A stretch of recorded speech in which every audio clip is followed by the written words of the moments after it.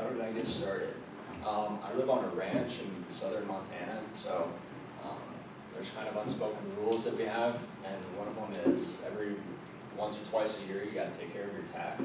And meaning that it's like, most of it's leather stuff, so it can get dry and wear down pretty fast. So when you oil and take care of your stuff, it makes it stronger. I've also learned it the hard way a couple times by not taking care of it. And if you're tracking cattle or working cattle, sometimes that stuff might break and you end up hitting the dirt. But I think this is just a short video of me grabbing it from my,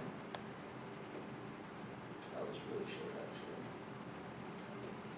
Yeah, I was just putting it on a saddle stand. That was just that, but that's how I got started. What time of year do you do this?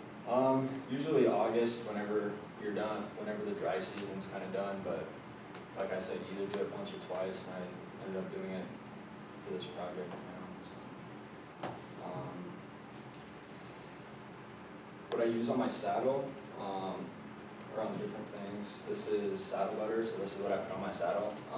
It's a little bit more thicker oil material, just because the saddle's a bit thicker itself, so it needs a little bit more protective insulin on it.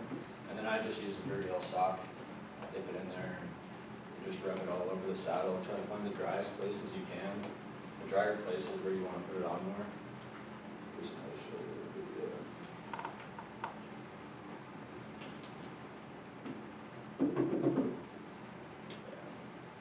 There's not much to it. It's just kind of a long process because you got to get every inch of it just to make sure you did it right. Do they have like places where you could just dunk it? No. You have to do it by hand. Yeah. Okay. This is, I mean, if there's a way to do that, that's the new way, but I learned it the old way. What are the good and bad things that are happening? The good things that are happening is just me taking care of my saddle, being able to get it done so I don't have to worry about it before I start working again when school's over. The bad thing is just, like I said, it takes a long time, and on saddles there's a lot of small strips of leather that that are kind of the most parts that you really need to take care of, and it's just time consuming. So this is a before picture of my saddle. As you can see, the suit leather is like white. You can just tell it's not in the greatest condition. Dry, super dry, a bunch of dirt on it. And then this is the after. As you can tell, a lot more shiny, a little bit better texture to it.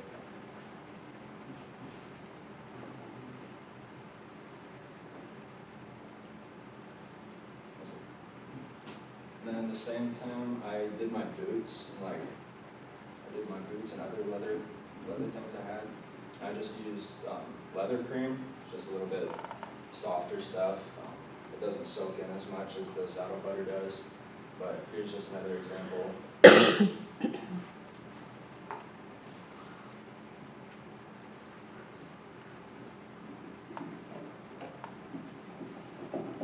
Just get it all in there, make your stuff nice and shiny. Dirty socks too.